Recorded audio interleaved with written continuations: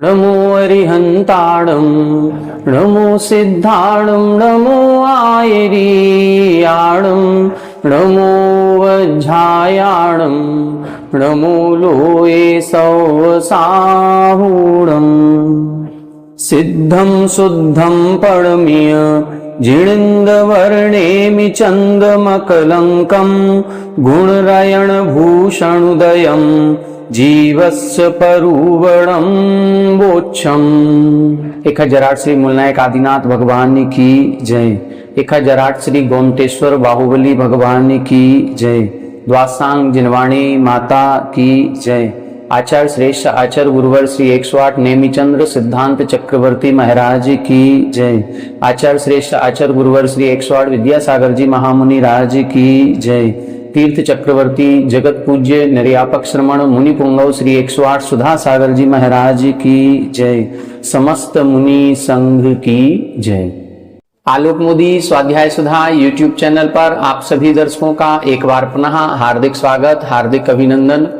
पूज्यवर आचार्य नेमिचंद्र सिद्धांत चक्रवर्ती महाराज द्वारा रचित हम सभी इस गोमटसार जीवकांड ग्रंथ जी का स्वाध्याय कर रहे हैं और स्वाध्याय की श्रृंखला में 20 प्ररूपणाओं के अंतर्गत प्रथम प्ररूपणा गुण स्थान पर हमारी चर्चा चल रही है।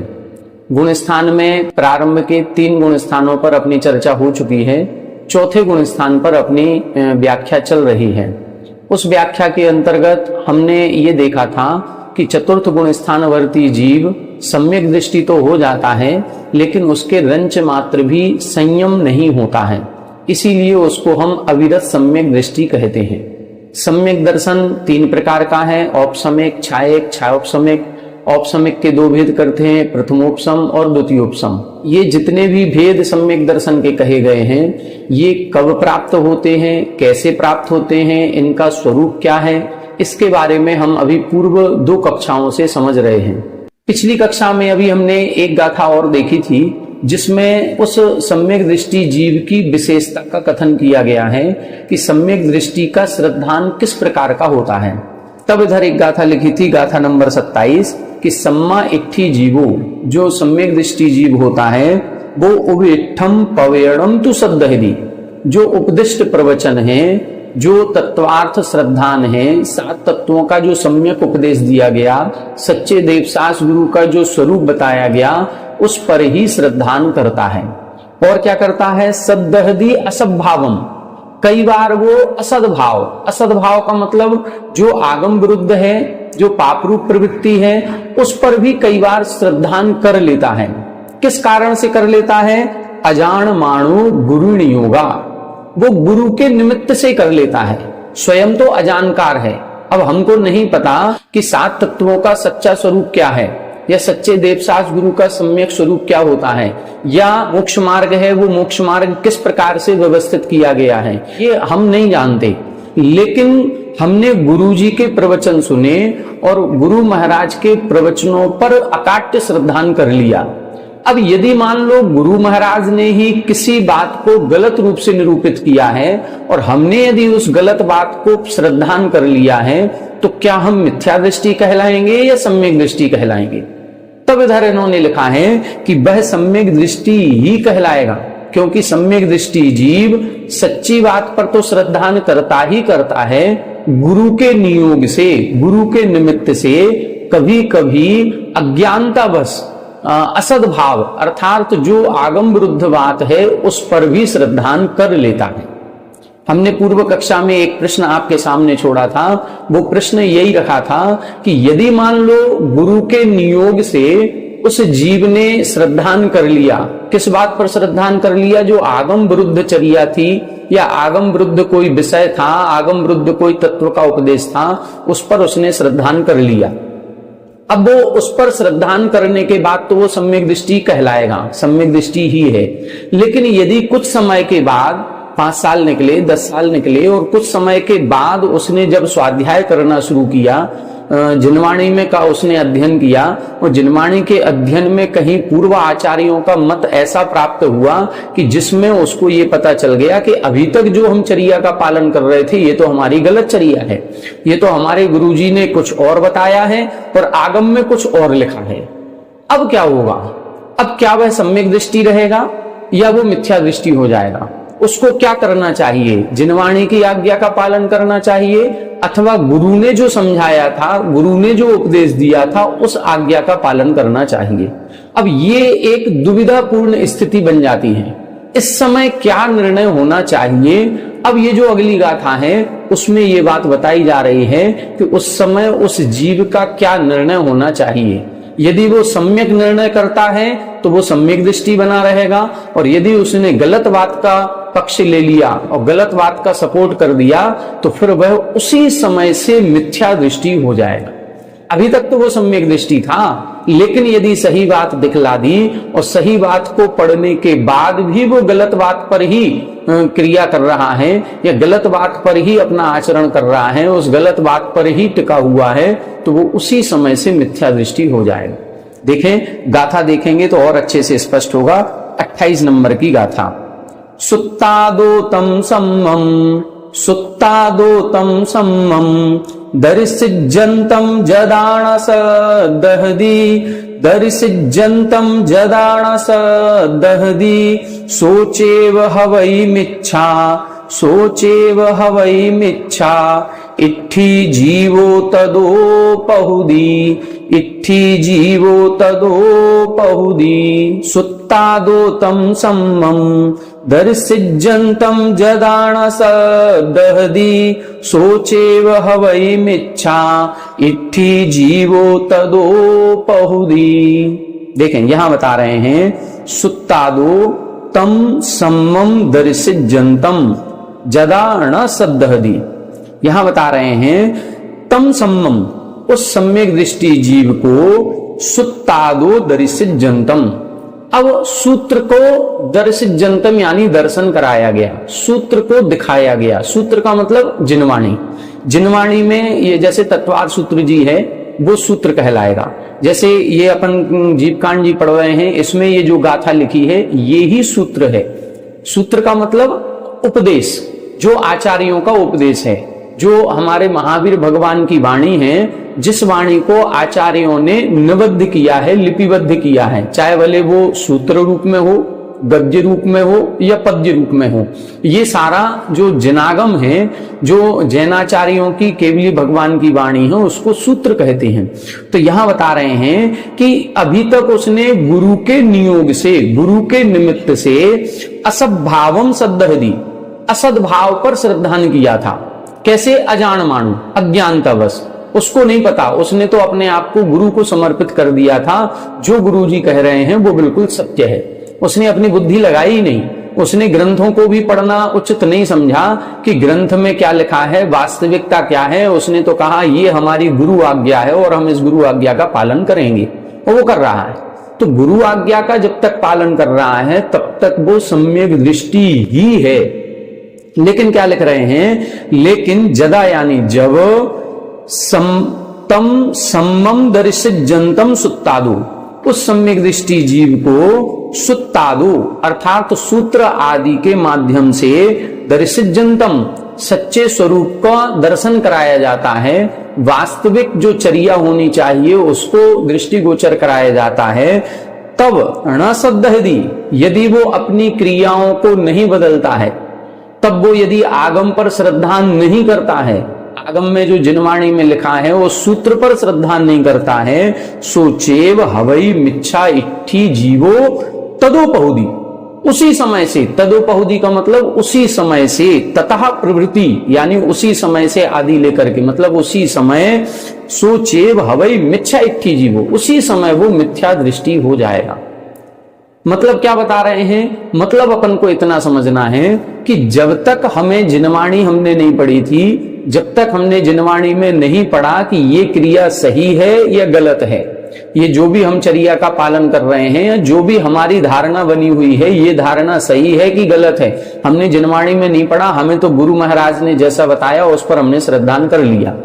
गुरु महाराज ने यदि गलत बताया, अब वो क्यों गलत बताया वो उनका ज्ञान है, हो सकता है उनको भी ज्ञान ना हो और उन्होंने आकर के हमको गलत बता दिया।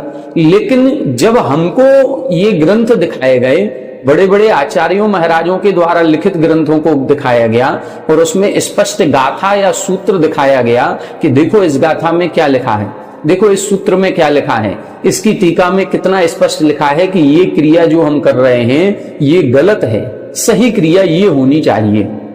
अब ये सारा सब कुछ स्पष्ट देखने के बाद भी, जिनवाणी में देखने के बाद भी यदि वह अपनी क्रियाओं में सुधार नहीं लाता है, अपनी क्रियाओं को बदलता नहीं है और जिनवाणी के अनुसार, आगम के अनुसार अपनी क्रियाओं को सुधारता नहीं है, तो वह उसी समय से मिथ्या दृष्टि हो जाएगा। देखो कितनी बड़ी बात लिखी। कुल मिलाकर के यहां अपन को एक चीज समझनी है कि एक तरफ यदि हमारे गुरु महाराज हैं और एक तरफ हमारी जिनवाणी है, तो हम किसकी आज्ञा माने? गुरु की आज्ञा माने या जिनवाणी की आज्ञा माने? ये इस गाथा से स्पष्ट हो रहा है। सर्वोपरि कौन है? तो यहां स्पष्ट कर दिया। पहली गाथा में लिखा था कि गुरु के नियोग से जो जिस बात का श्रद्धान किया तब तो वो सम्यक दृष्टि है, लेकिन अब इधर बता रहे हैं कि जिनवाणी की बात पर यदि श्रद्धान नहीं किया तो फिर वो मिथ्या दृष्टि हो जाएगा। इसका मतलब है कि जिनवाणी सर्वोपरि है, आगम वाणी सर्वोपरि है, गुरु महाराज की आज्ञा सर्वोपरि नहीं है। क्योंकि हम भी छदमस्त हैं, गुरु महाराज भी छदमस्त हैं। गलती किसी से भी हो सकती है, अज्ञानता किसी से भी हो सकती है। सूत्र का वास्तविक अर्थ क्या था, हो सकता है गुरु महाराज नहीं समझ पाए और उन्होंने हमको गलत समझा दिया, हम गलत समझ गए और हम उसी चर्या का पालन करते गए। अब गुरु महाराज की समाधि हो गई, अब गुरु महाराज हमारे बीच में नहीं है, अब हम क्या करें? अब हमको जिनवाणी जब दिखाई गई तो जिनवाणी दिखाने के बाद, जिनवाणी का स्वाध्याय करने के बाद अब हमें अपनी क्रियाओं को सुधारना चाहिए। ये नहीं कहना चाहिए कि यह हमारी गुरु परंपरा है, ये तो हमारे गुरु महाराज ने हमसे जैसा कहा था हम वैसा ही करेंगे। कितना स्पष्ट लिख दिया। यदि हम गुरु आज्ञा को परिवर्तित नहीं करते हैं और अपनी क्रियाओं में सुधार नहीं लाते हैं, और क्या लिखा, सुत्तादो दर्शित जनतम, उस सूत्र को, आगम वाणी को, उस गाथा को दिखाने के बाद भी जदा न सद्दहदी, जब यदि वो श्रद्धा नहीं करता है तदोपहदी, उसी समय से सोचे वह हवई मिच्छा इट्ठी जीवो, उसी समय से वह मिथ्या दृष्टि हो जाएगा। यदि गुरु महाराज भी अभी हैं, शिष्य भी अभी है, और फिर दोनों को जाकर के ये दिखाया जा रहा है कि देखो आगम में क्या लिखा है, दोनों ने जाकर के आगम देखा है, फिर भी यदि गुरु महाराज अपनी बात को नहीं बदलते हैं, शिष्य भी अपनी बात को नहीं बदलता है, तो वो मिथ्या दृष्टि हो जाएंगे। जो आगम के अनुसार चर्या करने लगेगा वो सम्यक दृष्टि होगा, और जो आगम के विपरीत जाएगा वो उसी समय से मिथ्या दृष्टि हो जाएगा, चाहे भले वो मुनि चर्या का पालन क्यों ना कर रहे हो। तो ये बहुत अच्छी गाथा है, और इस गाथा से आज वर्तमान में भी यदि कहीं कोई किसी संघ में, किसी आचार्य महाराज के साथ, किसी शिष्य के साथ कहीं कोई आगम विरुद्ध चर्या चल रही है और अपने आगम को देखने के बाद भी उसमें सुधार नहीं आ रहा है, तो फिर ये विचारणीय बिंदु हो जाता है। इसका हम सभी को ध्यान रखना है। आगे देखें, चतुर्थ गुण स्थानवर्ती जीव की और क्या विशेषता होती है वो इसमें अगली गाथा में बता रहे हैं। णो इंदिये सुबिरदो, णो इंदिये सुबिरदो, णो जीवे थावरे तसे वापी, णो जीवे थावरे तसे वापी, जो सद्दह दिजुणुत्तम, जो सद्दह दिजुणुत्तम, सम्मा इट्ठी अविरदोषो, सम्मा इट्ठी अविरदोषो, नो इंदिये सुबिरदो, णो जीवे थावरे तसे वापी, जो सद्दह दिजुणुत्तम, सम्मा इट्ठी अविरदोषो। देखें, अब इस गाथा में इस चतुर्थ गुण स्थान के स्वरूप का संक्षेप में वर्णन कर रहे हैं। अभी तक 3-4 गाथाएं लिखी थी, उसमें इन्होंने सबका वर्णन किया, लेकिन अब उसका सारांश प्रस्तुत कर रहे हैं।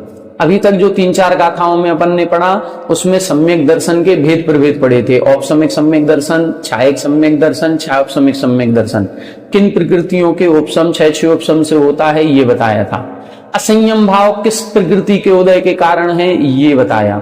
उस व्यक्ति का श्रद्धान भाव कैसा होता है, गुरु के नियोग से असद्भाव का भी श्रद्धान कर लेता है और सद्भाव का तो कर ही रहा है, दोनों प्रकार का श्रद्धान उसका हो रहा है।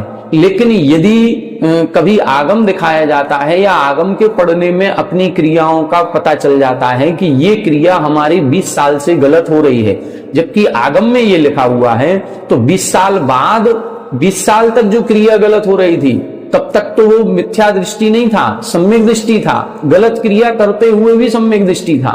लेकिन जिस दिन आगम देख लिया और आगम देखने के बाद भी अपनी क्रिया को नहीं सुधारा, क्रिया में परिवर्तन नहीं किया, तो उसी समय से फिर वो मिथ्या दृष्टि हो जाएगा। ये अपन ने समझ लिया। अब इस गाथा में ये बता रहे हैं सारांश के इस चौथे गुण स्थान का सारांश क्या, अविरत सम्यक दृष्टि इसको क्यों कहते हैं, वो इसमें दोनों बातें इसमें लिख रहे हैं, अविरत की भी और सम्यक दृष्टि की भी। देखें, णो इंद्रियेषु विरदो, ना तो यहां पर इंद्रियों से विरत है।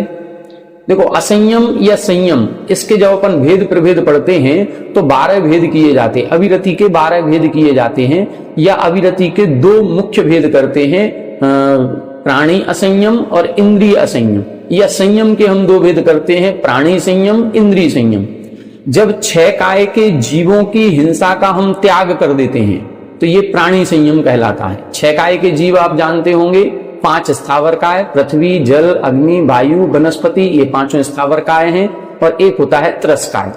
तो जब 6 प्रकार के काय वाले जितने जीव हैं उन जीवों की हिंसा का पूर्ण रूप से त्याग हो जाता है तो ये प्राणी संयम है।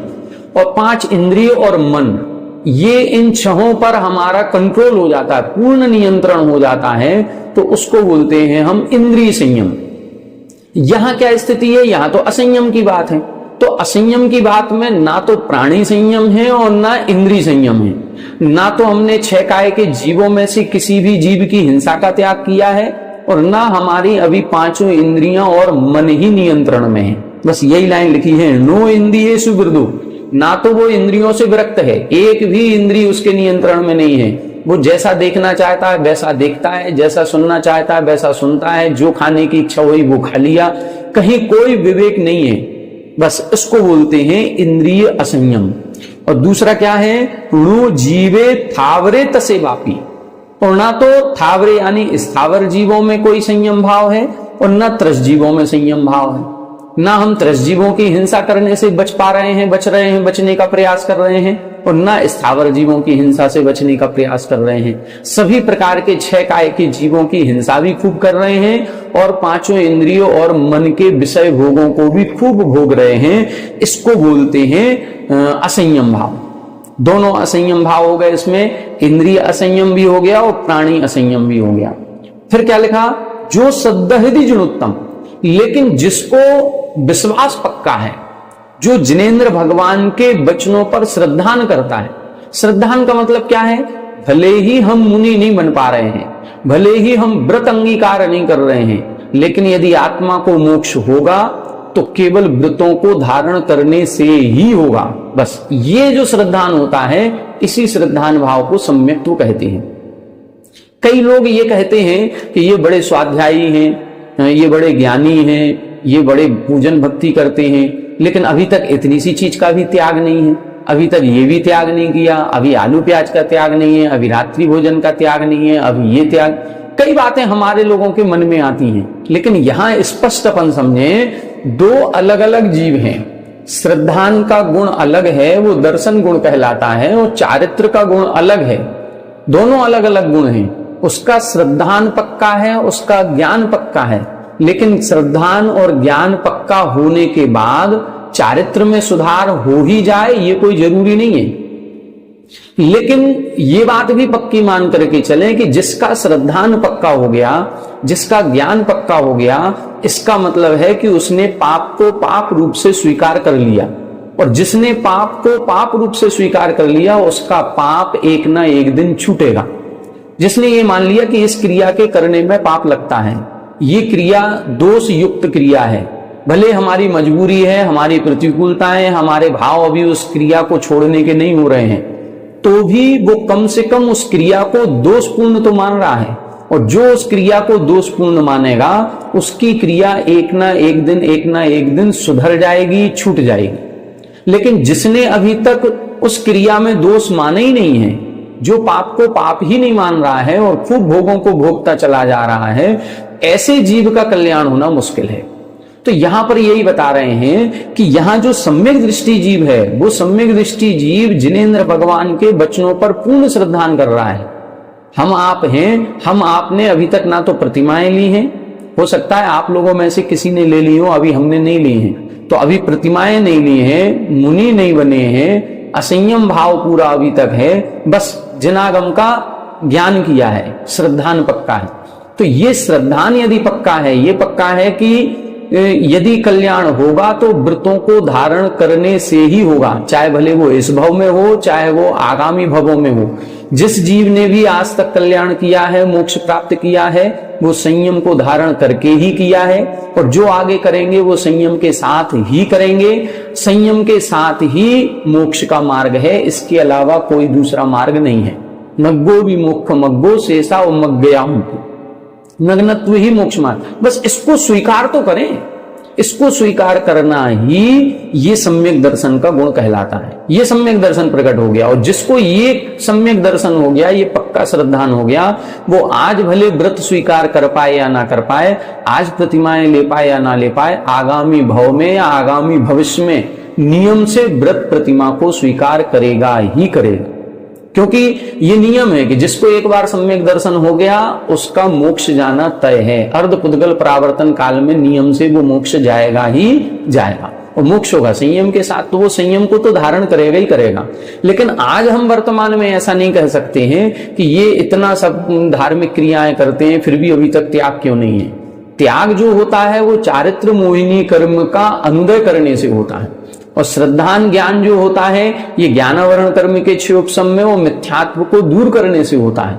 तो दोनों अलग अलग अवस्थाएं हैं, हम एक दूसरे की तुलनाएं ना करें, नहीं करनी चाहिए। अब देखें इधर क्या लिखा, जो सद्दहदी जुनुत्तम, जो जिनेंद्र भगवान के वचनों पर सद्दहदी यानी श्रद्धान करता है, सो सम्मा इट्ठी, इसीलिए वो सम्यक दृष्टि है। और अविरदोसो, अविरद क्यों है? क्योंकि ना तो इंद्रियों से विरक्त है और ना त्रस और स्थावर जीवों की हिंसा से विरक्त है। तो इस गाथा में दोनों भी परिभाषाओं को एक साथ मिलाकर के लिख दिया है और चतुर्थ गुण स्थान की परिभाषा बनाई है। तो चतुर्थ गुण स्थान किसे कहेंगे? जहां पर जिनेंद्र भगवान के वचनों पर पूर्ण श्रद्धान है, लेकिन अभी ना तो त्रस हिंसा से विरक्त है, ना स्थावर हिंसा से विरक्त है, और ना ही इंद्रियां उसके नियंत्रण में है, ऐसे जीव को हम अविरत सम्यक दृष्टि जीव कहते हैं। तो ये चौथा गुण स्थान यहां पर पूरा हो गया। यहां से एक देश जिन संज्ञा प्रारंभ हो जाती है। वैसे जिन कहां होते हैं? 13वें 14वें गुण स्थान में जिन कहलाते हैं, लेकिन फिर भी एक देश जिन, एक देश जिन का मतलब है कि यहां सम्यक दर्शन हो गया। जो रत्नत्रय थे उस रत्नत्रय की शुरुआत यहां से हो गई। मोक्ष महल की प्रथम सीढ़ी, ये जो सम्यक दर्शन है, उस प्रथम सीढ़ी पर हम आरूढ़ हो गए हैं। तो यहां से एक देश जिन संज्ञा प्रारंभ हो जाती है।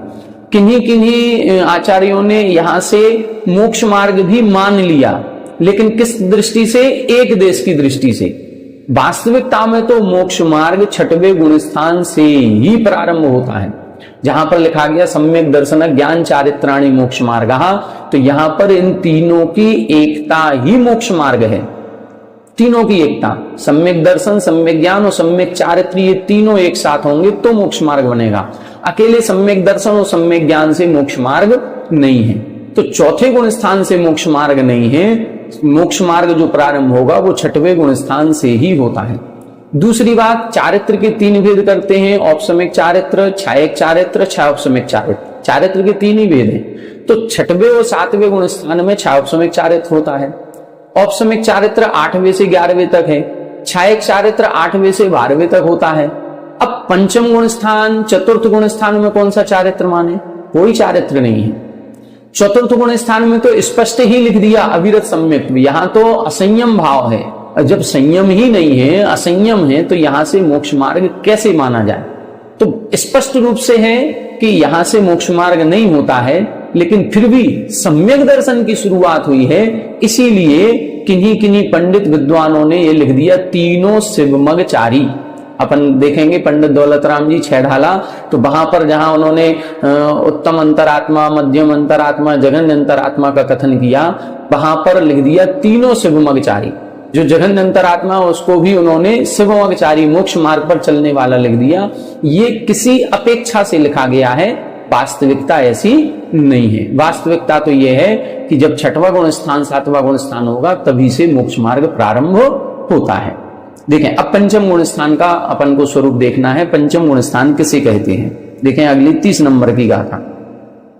पच्चक्षाणुदयादो पच्चक्षाणुदयादो संयम भावोण होदिणवरिं तु संयम भावोण होदिणवरिं तु थोववदो होदितदो थोववदो होदितदो देशवदो होदि पंचमो देशवदो होदि पंचमो पच्चक्षाणुदयादो संयम भावोण होदिणवरिं तु थोववदो होदितदो देशवदो होदि पंचमो।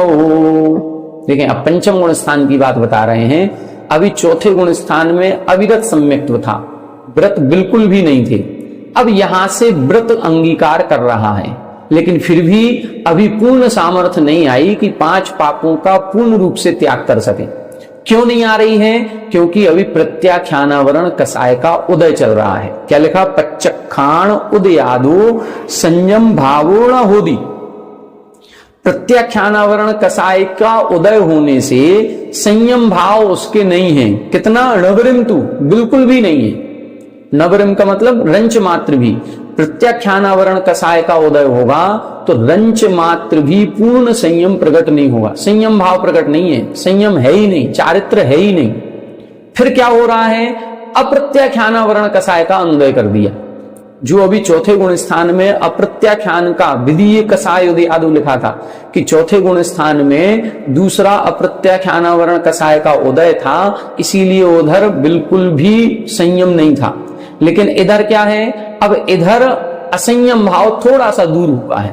थोड़ा सा क्यों दूर हुआ है? क्योंकि अप्रत्याख्यानावरण कसाय का अनुदय कर दिया। अनंतानुबंधी पहले ही चली गई थी तो सम्यक दर्शन हो गया था। अप्रत्याख्यानावरण कसाय का और अनुदय किया तो अब हम पंचम गुण स्थान वर्ती हो जाएंगे। इसमें क्या होगा? थोब वधु होदी। यहां व्रत तो होते हैं, लेकिन थोब, थोब का मतलब स्तोक, स्तोक का मतलब कुछ अंश मात्र में व्रत होता है। जैसे अभी पूर्व गाथा में 12 प्रकार की अविरति बताई थी, तो उस 12 प्रकार की अविरति में 5 इंद्रिय और 1 मन, इन 6 को बस में नहीं कर रहे थे, और 5 स्थावर काय और 1 त्रस्काय, इन 6 काय के जीवों को हम घात कर रहे थे। तो ये असंयम भाव था। अब इधर क्या होगा? पंचम गुण स्थान जैसे ही होगा तो थोब वधु होदी, थोड़ा सा व्रत होता है। थोड़ा सा कौन सा व्रत है?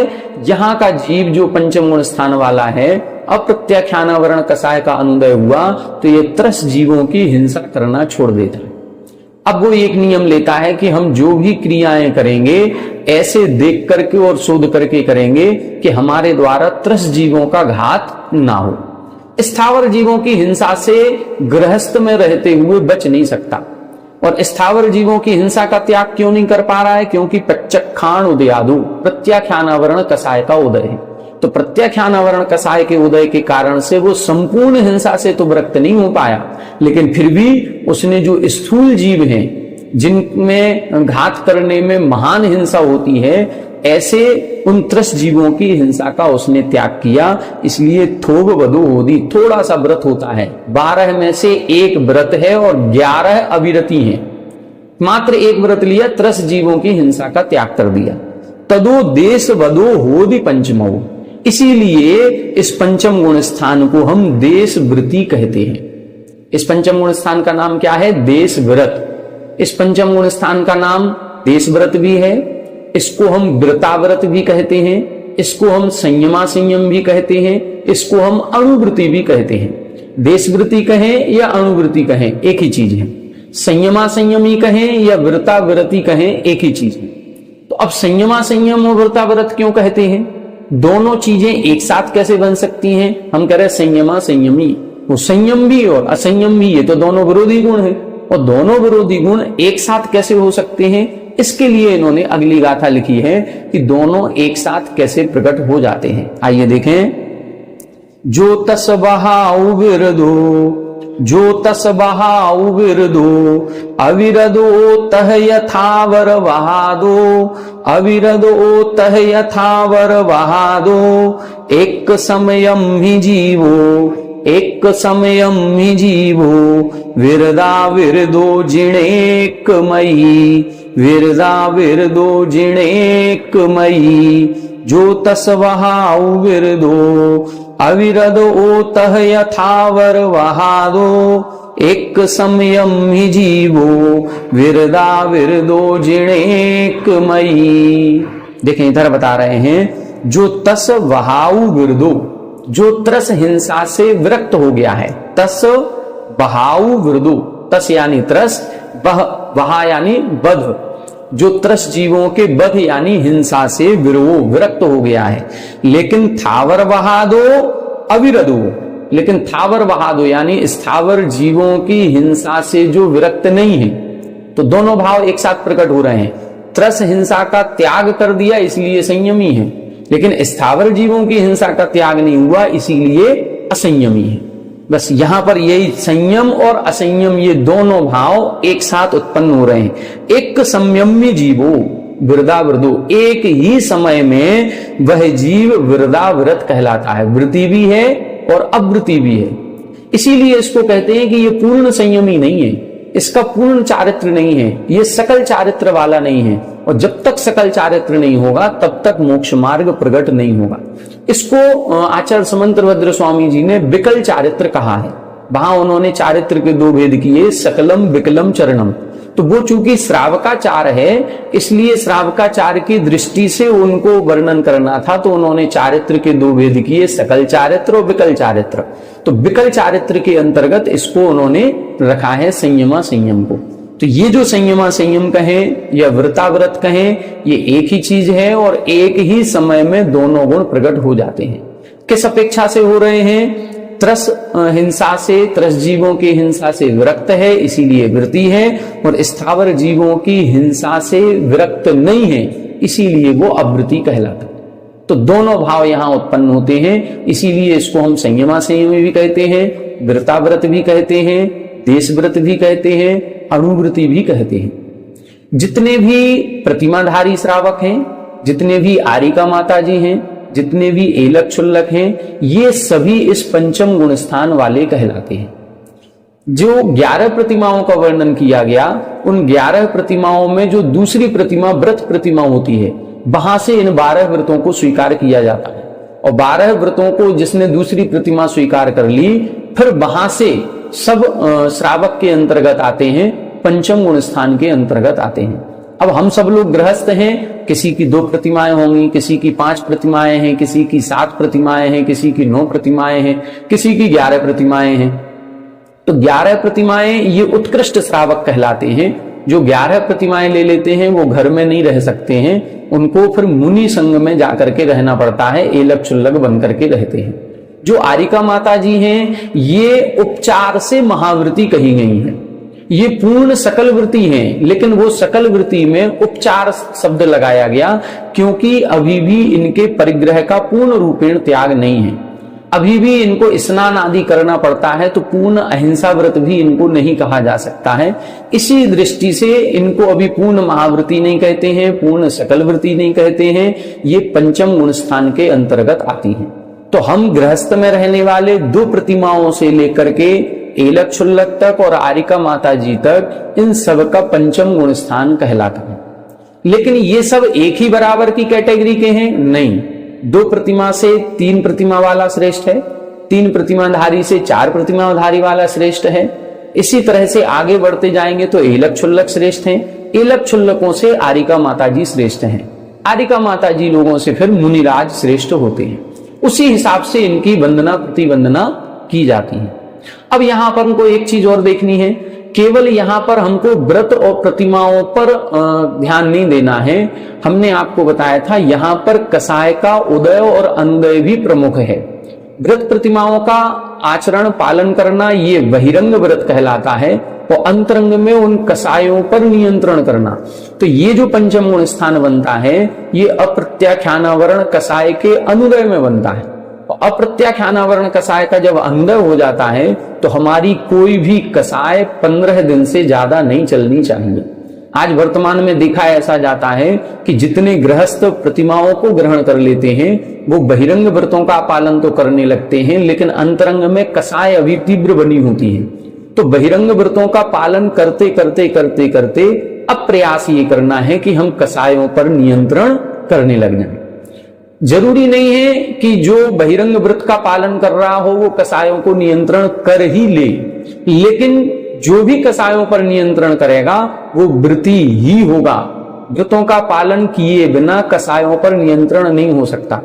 ऐसा नहीं है कि हम व्रतों का पालन किए नहीं, 5 पापों का त्याग किए नहीं, रंच मात्र भी कोई व्रत लिए नहीं और हमारी कषाएं अप्रत्याख्यानावरण का अंदर हो जाए, नहीं हो पाएगा। इसीलिए अब पहले व्रत लें, व्रत प्रतिमाओं का अभ्यास करें। आचरण में जब ये व्रत प्रतिमाओं का अभ्यास प्रारंभ हो जाएगा फिर धीरे धीरे धीरे धीरे कषायों के निमित्त मिलने पर उस समय अपने आप को नियंत्रण करें और 15 दिन से ज्यादा अपनी कोई भी कषाय नहीं चलाएंगे तो हमारा गुण स्थान पंचम गुण स्थान हो जाएगा।